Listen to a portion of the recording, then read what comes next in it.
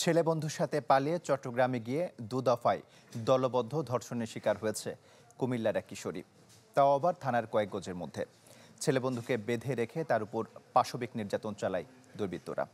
জড়িত একজনকে আটক করে পুলিশে দিয়েছে শিক্ষার্থীরা।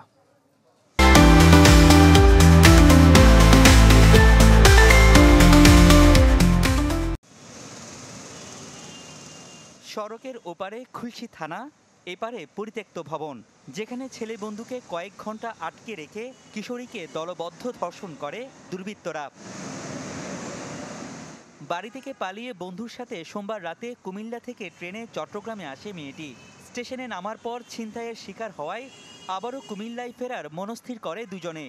এ সময় তাদের আশ্রয় দেওয়ার কথা বলে খুলশীর এই পরিত্যক্ত ভবনে নিয়ে যায় ব্যাটারি চালিত এক রিকশা চালক। সেখানে আরও 4 জন মিলে দুদফায় কিশোরীর ওপর চালায় পাশবিক নির্যাতন। যে দারণটা ছিল এই দারণটা কয় কি তারা এই রুমে ধরে রাখ, দাঁড়া দেখতেছি তার লোক কি আছে, তার লোক চেক দি তার সাথে কি আছে বার করো। তো হ্যাঁ আমার এই রুমে লয়ে গেলো, ডাক্তার রাখলো, সাদা ধরে রাখলো খেলা দিয়া। তো হ্যাঁ এই নষ্টামি করে সেটা পরে হ্যাঁ বার হয়েছে আমি তাদের সবারকে আইনের আওতায় এনে বিচার চাই, সুষ্ঠু বিচার চাই। মঙ্গলবার ঘটনাটি জানাজানি হলে স্থানীয় শিক্ষার্থীরা একজনকে আটক করে পুলিশে দেয়। বাকি 4 জনকেও গ্রেপ্তারের চেষ্টার কথা জানায় পুলিশ।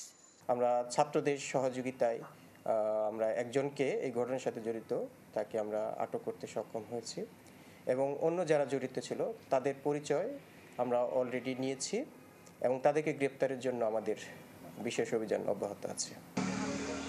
স্থানীয়দের দাবি, এলাকায় মাদক সেবন, চুরি, ছিনতাই সহ নানা অভিযোগ আছে ধর্ষকদের বিরুদ্ধে।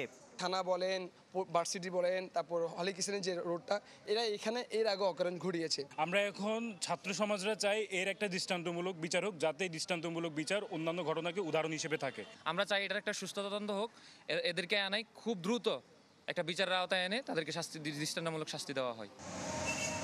ভুক্তভোগী কিশোরীকে রাখা হয় পুলিশের ভিকটিম সাপোর্ট সেন্টারে। রনি দত্ত, চ্যানেল 24, চট্টগ্রাম।